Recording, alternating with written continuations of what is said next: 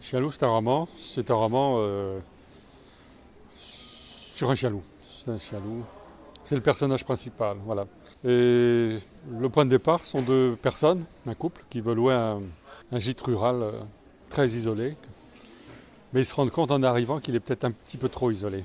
Et là, d'une façon assez étrange, un chien loup va, on pourrait dire, débarquer déjà, surgir et, d'une certaine façon, les adopter.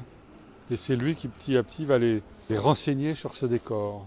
Et en même temps, Chien loup, c'est une histoire qui se passe en 14, dans ce même décor, dans cette même maison, d'un dompteur qui vient se réfugier là avec ses fauves, parce que la guerre vient d'éclater, et lui, il ne peut pas laisser ses fauves comme ça, il peut encore moins les lâcher dans la nature, donc il va se planquer là-haut, dans cette même maison où, un siècle plus tard, notre couple part en vacances, quoi. Et d'une certaine façon, d'un chapitre à l'autre, ces deux histoires, qui au départ n'ont rien à voir, sinon d'avoir en commun le même endroit, ces deux histoires vont se rejoindre.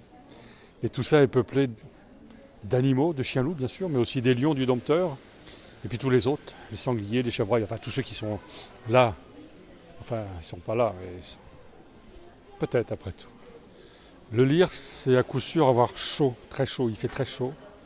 Et comme je m'attache beaucoup à décrire les sensations, il y a d'une certaine façon essayer d'envelopper le lecteur au fil de la lecture. Je sais à coup sûr que cette lecture, c'est à tout le moins ressentir des sensations qui par moments peuvent être assez agréables, y compris la peur. C'est bien aussi de se faire peur parfois. C'est quelqu'un qui me régale par son esprit, son humour. Et voilà, quand j'ai lu un premier livre de lui, je les ai tous lus ensuite. Et j'ai toujours autant de plaisir à le lire. C'est une écriture simple et qui fait passer plein de choses, les histoires, les émotions. Et puis sur le dernier, le côté rapport à la nature, l'écologie et sur la vie sauvage. Voilà.